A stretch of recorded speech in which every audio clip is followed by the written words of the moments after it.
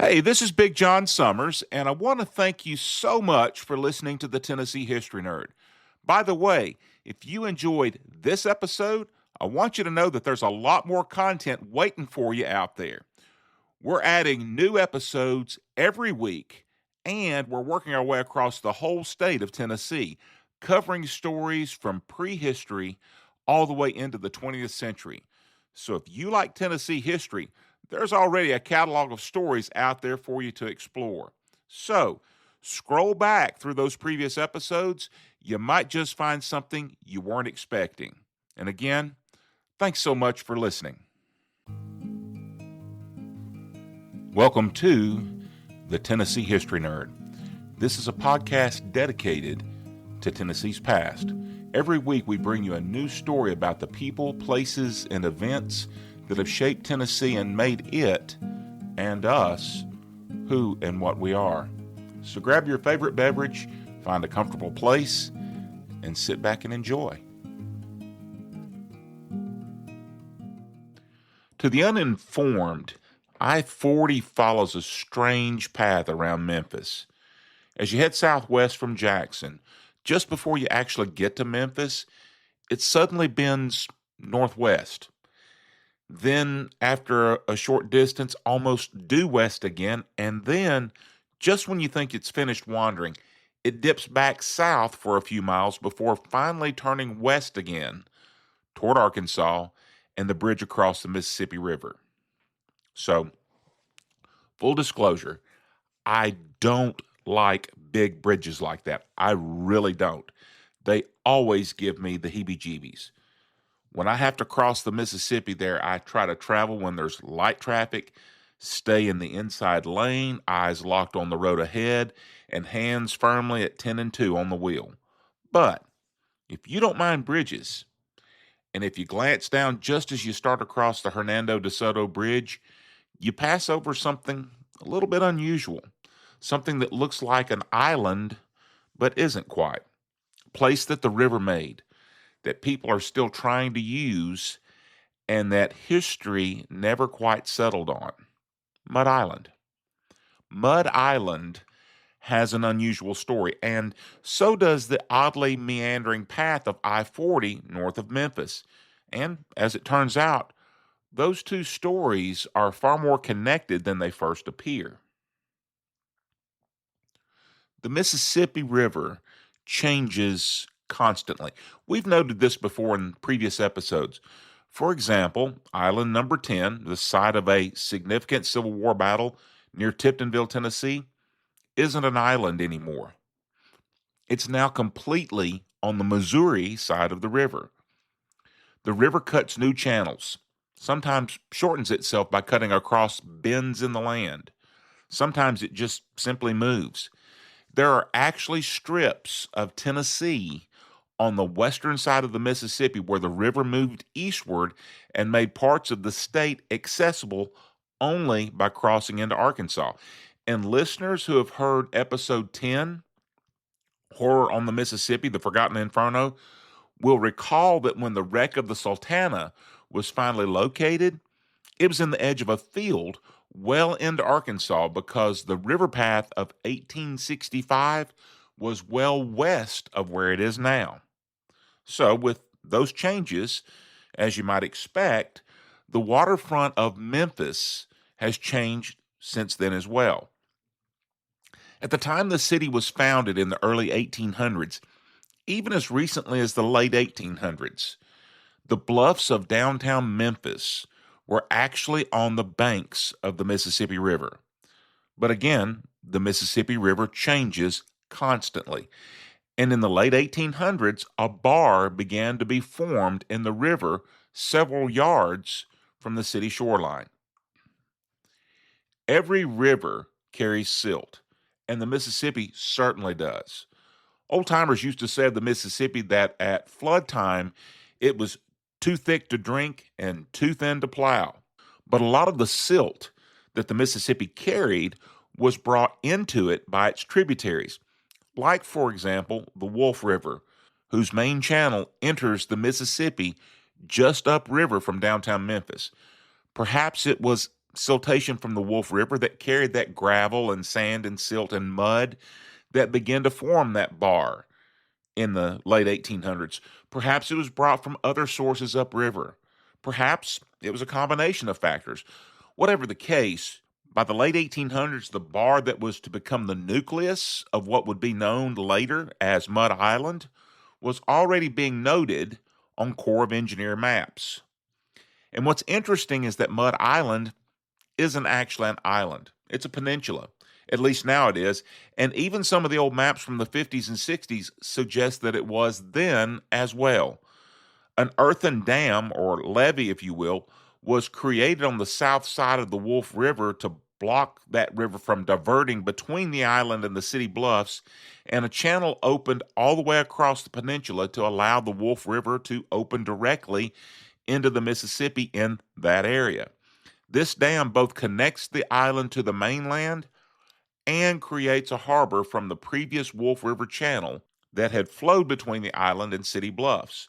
So the north end of the channel is now enclosed by the dam/levee, and the bottom end of the island, near Chickasaw Bluff number 4, is open to the Mississippi.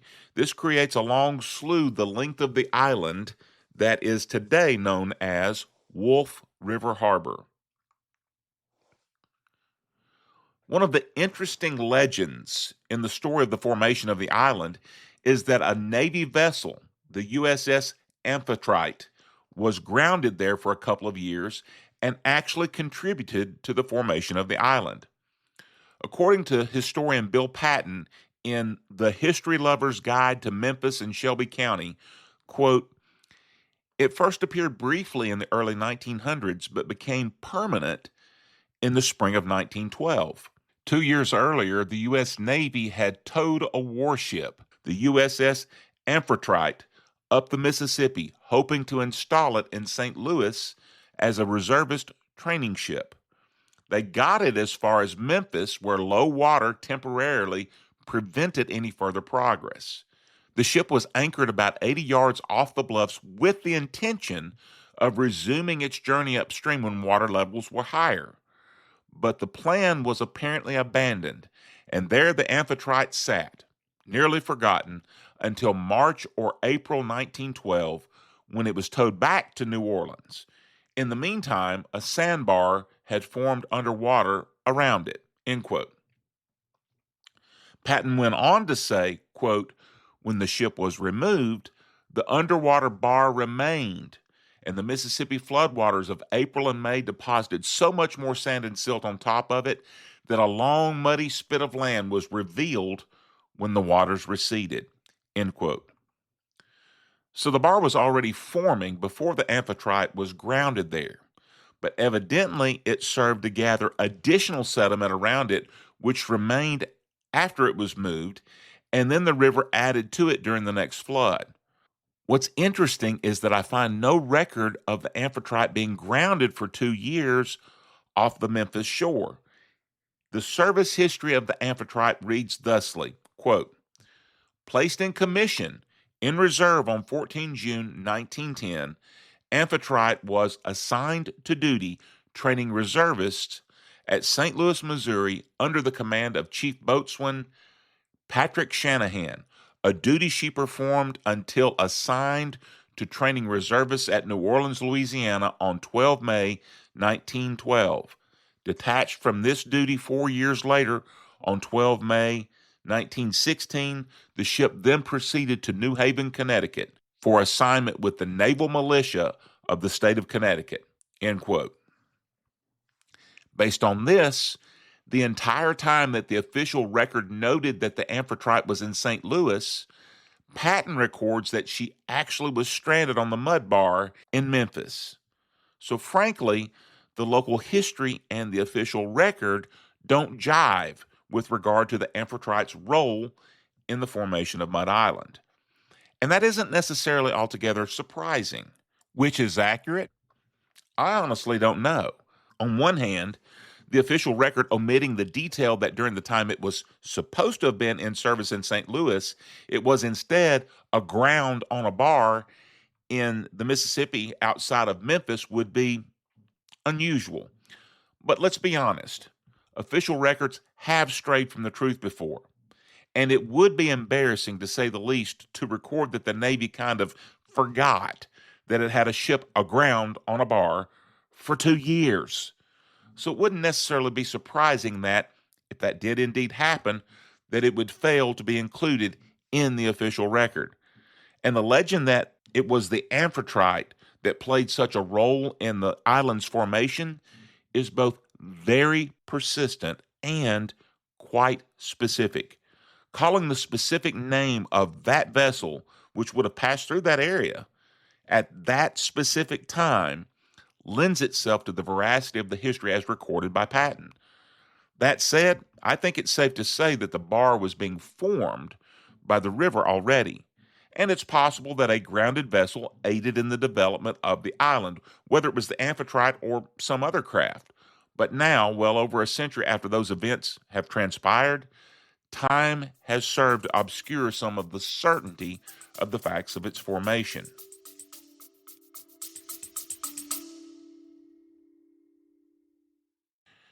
If you're a business with a strong connection to history, education, travel, or place-based storytelling, and you're looking to reach an audience that values those things, we should talk. You can reach me at john.summers@summersmediaenterprises.com. Now, let's get back to our story. What is undoubtedly true is that by about the time of World War I, the island was an established fact below the bluffs of Memphis. Patton says that of this time during the years just before World War I, quote, the river continued to add its work. And by the following year, 1913, the new peninsula extended all the way past Beale Street. By the 1920s, it became apparent that it was a permanent fixture, and there it sat, muddy and ugly and covered by floodwater every spring. It became the home of hardy folk who took advantage of free land and lived unlawfully in shacks on stilts, end quote. Such has often been the case of those who are more or less indigent and survive from what they can take from the waters of the river. Given that the island was still low-lying and that it flooded every year, the stilts were a necessity for any structure on the land at that time.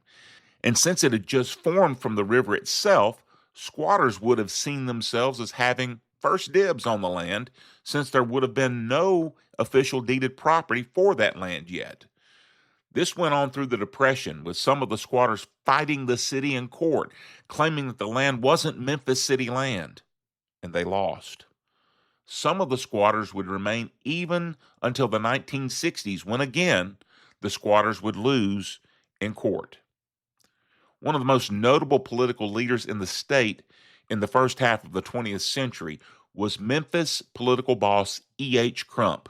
He was even known as Boss Crump. His power extended to the capital in Nashville and even all the way into East Tennessee. And he tried to use his power to address the issue of the island, even going so far as to suggest at one point that it should be blown up. He felt it was an eyesore, and he wanted the Wolf River dammed to force it into the Mississippi above downtown, and then for the entire Wolf River harbor to be completely filled in, thus completely annexing the island with downtown. And Crump's attitude toward the island in many ways reflected those of the city leaders of his time. The island was something that must be removed or modified substantially. It could not be permitted to remain largely separate from mainland Memphis, and certainly not in the barren, muddy condition that it was in much of the time. The dam that Crump wanted was built in 1960, as we've already noted, but then, over time, the attitudes toward the harbor changed. But even as politicians like Boss Crump were making their plans and pronouncements, and as the future of the squatters played out in court, the southern end of the island began to move in a different direction in the late 1950s. In 1959, the Downtown Memphis Airport opened.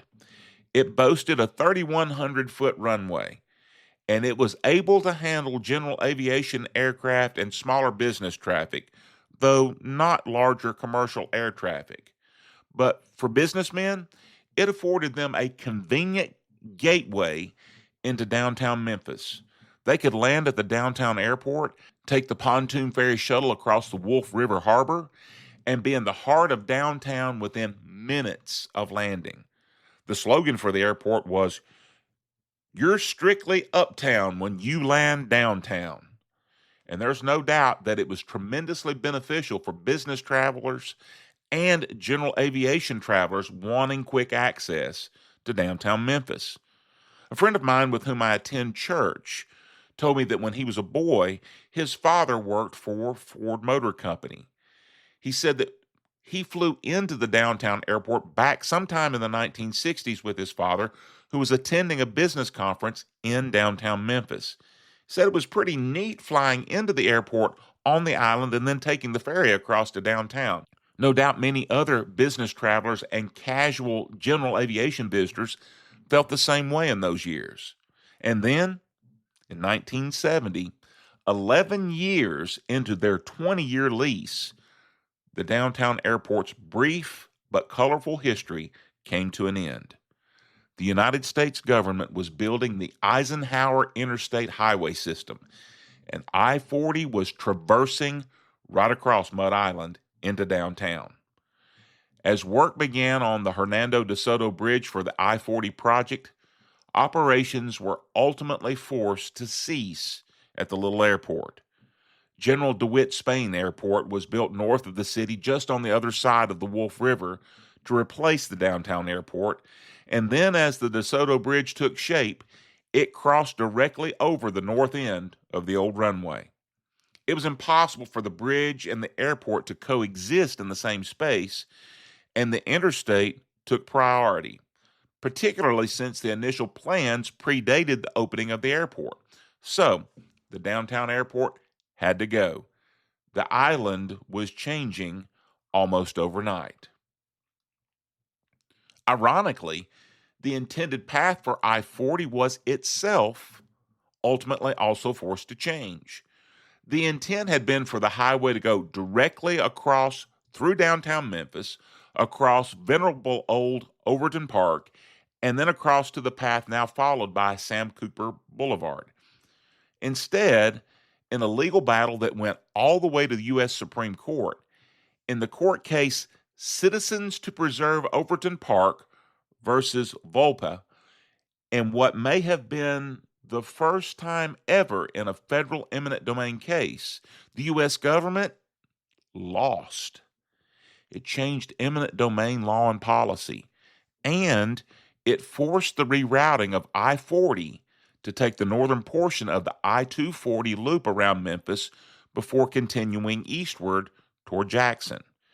If you've ever driven I-40 through Memphis, you know how convoluted that route feels, and this is why. But that court victory didn't come until 1971, and that was too late to save the downtown airport because the airport closed in 1970, and the De Soto Bridge by that point was much too far into construction to relocate it anyway. It kind of makes you wonder if things might have been different if the court case had happened 4 or 5 years earlier. Would the route for I-40 have been different then? Would the bridge have been run north of the Wolf River to correspond with the east-west run of I-40 north of the city now? And then, even if it had, would that have saved the downtown airport? It's hard to know now what things might have been, how they might have turned out differently.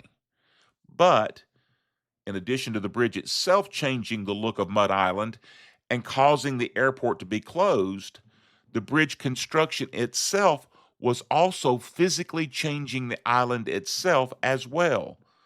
Untold tons of material dredged from the river bottom by the U.S. Army Corps of Engineers for the construction of the bridge were dumped on Mud Island. About 20 million cubic yards in total.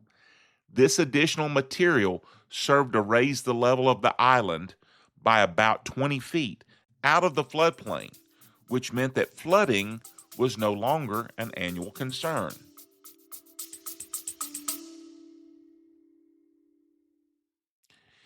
If you enjoy the way we tell stories here on the Tennessee History Nerd, there's another show you might want to check out, Dolphin Island Diaries. Same approach, different setting.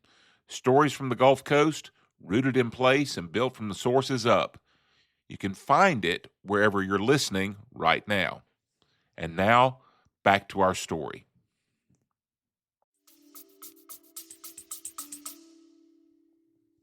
And that then brings us to the next phase of the life of Mud Island. In the late 1970s, the southern end of the island where the downtown airport had been located began to be developed into a public use area. A museum was created called the Mississippi River Museum on Mud Island. A 5,000-seat amphitheater was built, and the Mud Island Park was opened in 1982 at a cost of $63 million. The Riverwalk, a walkway containing a hydraulic scale model of the course of the Mississippi River all the way to the Gulf, was included. And the Mud Island monorail, officially known as the Memphis Suspension Railway, ran from downtown to Mud Island. And then, in 1987, the A.W. Willis Bridge was opened, connecting the mainland to the middle part of the island. And the Harbortown residential development was begun. For a time, it seemed as though Mud Island was finally going to come into its own. It was finally becoming a destination instead of being perceived as an eyesore, a shanty town, or an afterthought in the minds of city leaders. The amphitheater even got national recognition shortly after it was opened in 1982. A brief time after the park opened, Johnny Carson introduced the singer Andy Williams on his show, noting that Williams was going to play Mud Island, and wondering aloud about this location and cracking jokes about the name of the venue. Instead of taking offense, Memphis locals and city officials embraced the bit and leaned into the humor by sending Carson all sorts of mud goodies, a bottle of mud, t-shirts, other items, and the package was covered with stickers declaring, "Our name is Mud." The mayor at the time, Wyeth Chandler, sent a personal letter to Carson and closed with, "Here's mud in your island," before signing the letter. The park's run continued into the late 2010s, but by that point the park was becoming dated. The last artist to play the amphitheater was in 2018. The monorail, a system that had been created through the collaboration of multiple companies uniquely for Memphis when it was implemented in 1982, by 2018 was experiencing serious maintenance issues. And because it was a unique system created specifically for Memphis by multiple companies, maintaining and updating the system proved to be nearly impossible. In that same year, Memphis River Parks Partnership closed the museum, citing low attendance. They spent the next few months making the 37-year-old museum more attractive to visitors, and they reopened the facility. But in August 2019, vandals forced entry into the museum and went on a rampage, destroying display cases and severely damaging many of the historic exhibits. The museum was never reopened, and it officially permanently closed as a result of the vandalism incident late in 2019. And so for the last few years of the 2010s and the first few years of the 2020s, things might have looked a bit bleak for the island. But as it has over and over since it came into existence, Mud Island continues to reinvent itself. The A.W. Willis Avenue access that was completed in 1987 to end on the island, intersecting with Island Drive, has been updated now with a roundabout, a traffic circle, like so many upscale areas now are doing. Island Drive runs north and south along the entire length of the peninsula from the Wolf River Levee all the way to the Mud Island Park south of the Hernando De Soto Bridge. And to the west of Island Drive is the Greenway that runs its full length. To the east of the Island Drive are where the residential areas on the island are. The Harbor Town development, just north of A.W. Willis Avenue, has become an upscale development that has gained recognition nationally as an example of new urbanism. Noted for its walkability, it's connected directly to the city greenway. South of A.W. Willis Avenue are condos and apartments. Directly across from the apartments and condos is a nice dog park. At the south end of the greenway, just right at the De Soto Bridge, is a recycling area. Thus far, though there have been a few abortive attempts to try to get the monorail service restored, it has not yet met with any success. From what I've been able to gather from multiple disparate sources, since the system is obsolete and unique to Memphis, it sounds almost as though restoring the service will require completely scrapping the existing monorail system and starting completely over. And that will be very expensive. And I would guess, and though this is purely my own speculation, that such ultimately would be cost prohibitive. So I wouldn't expect any resumption of monorail service to the island in the foreseeable future. And that's unfortunate because I think it would benefit both the island and downtown. Because while the reviews I saw summarized indicated a pretty high degree of satisfaction for the residents living on the island, one area of concern is that during rush hour, A.W. Willis Avenue is an area of fairly significant congestion. Thus, for residents who work downtown, the monorail could provide commuter options in addition to the value that it would provide for tourism to the island. But there's already also a half-a-mile pedestrian bridge from downtown to Mud Island, and the stance of the park's management is that the pedestrian bridge provides the same level of access as the monorail at a much lower cost, which would seem to corroborate my speculation that there won't be a restoration of the monorail service anytime soon, if ever. And the amphitheater has not yet reopened, in spite of some recent attempts to do so.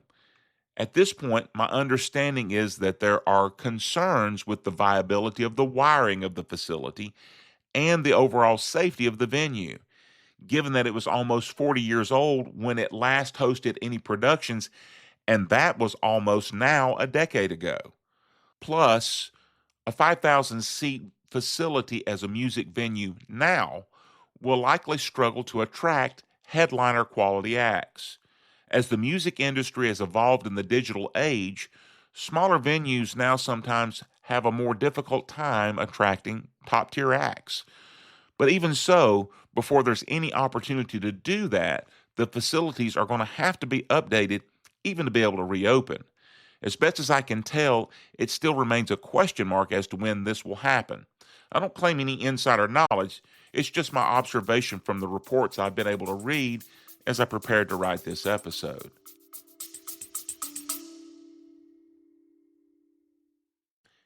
If you've been enjoying the Tennessee History Nerd, there's a way to take a little piece of it with you. We've got merchandise available, shirts, hats, and more, so you can represent the show wherever you go. You can check that out at summersmediaenterprises.com/merch. And as always, thanks for listening. Now, let's return to the story.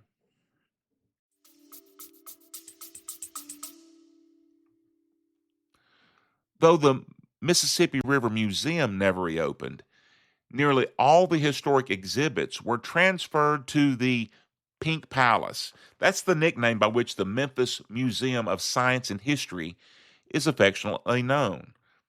However, the large-scale models of the steam-powered riverboat and the Civil War river gunboat didn't get transferred, but they have been incorporated into the new institution that now occupies the facility in the Mud Island Park that was previously occupied by the Mississippi River Museum.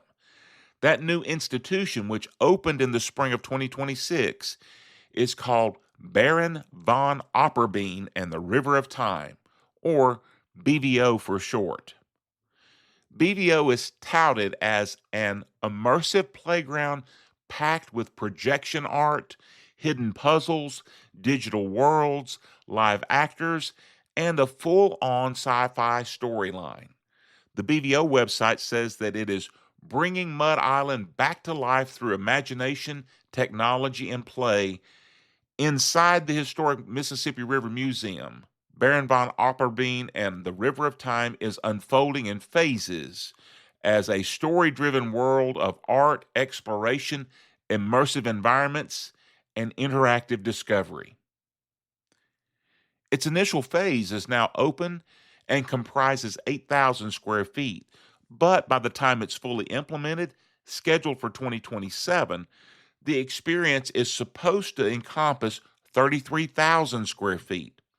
I didn't get to visit BVO when I was on the island last week, but it's definitely on my to-do list when I return. And I almost forgot to mention, on the east side of the island, about where the midpoint of the old downtown airport runway was, now exist a couple of entities that would have seemed foreign to the minds of those like Boss Crump who wanted to fill in the Wolf River Harbor: the Mud Island Marina and the Memphis Yacht Club. Those entities, of course, would have had a hard time existing there if Crump and the other 1940s and 50s politicians had gotten their way and the harbor had been drained and filled. The story of Mud Island is definitely uneven. Its history is uneven. It's been unwanted, partially utilized, at times touted, at other times neglected, and even now it's, in some ways, unevenly maintained and developed. But each time it's resurrected, it seems to stabilize just a little more and to become a little more permanently established. It's come a long way from the eyesore of a muddy river bar with squatter shacks on stilts of the 1920s and 30s. But it's also lost some ground in some ways of the boom years of the 1980s and 90s. But it's working to reinvent itself yet again. Level ground, uneven history. The story is still being written. It'll be interesting to see what the next chapter holds. And perhaps the most telling sign of Mud Island's future isn't the museum, isn't the amphitheater, the marina, or even Baron von Opperbein. It may be the people who have chosen to live there. Today, roughly 3,200 people call the island home. The median age is only 36, and more than half of the residents are between the ages of 25 and 44 years old. In other words, many of the people investing their lives in Mud Island are too young to remember the airport, the monorail's heyday, or the years when the park was at its peak. They aren't living there because of nostalgia.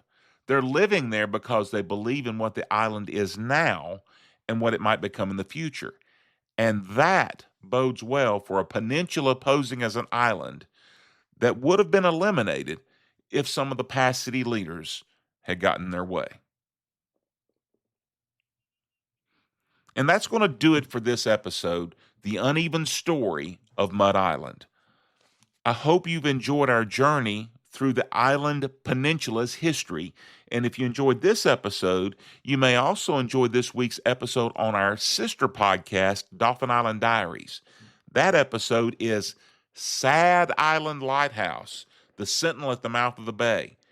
It'll be released on Tuesday, June 23rd, 2026, wherever you're listening right now.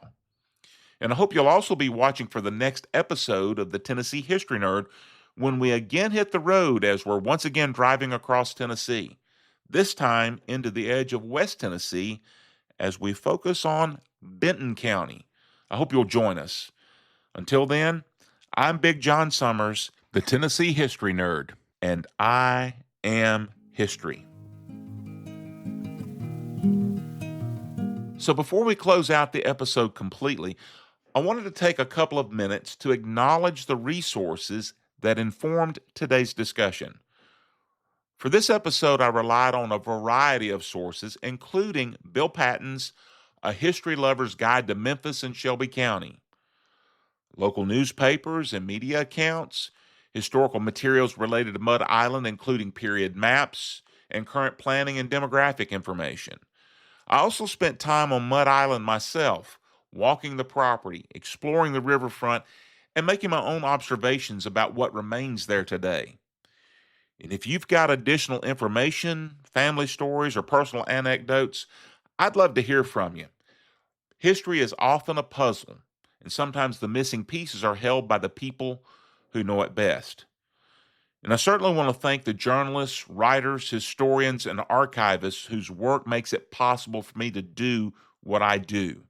I truly appreciate their rigor in documenting the stories that I draw my information from. And, as always, thanks for listening.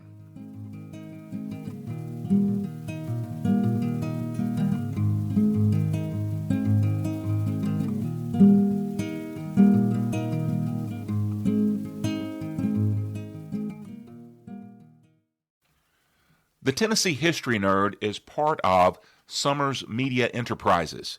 In addition to the podcast, we produce short-form historical video content that you can find on our social media accounts on Facebook, Instagram, and X. And I'm also available on a limited basis for speaking engagements, presentations, and educational events. So if you're interested in having us to speak or collaborate with you, you can find more information through the links in the show notes. Thanks again for listening.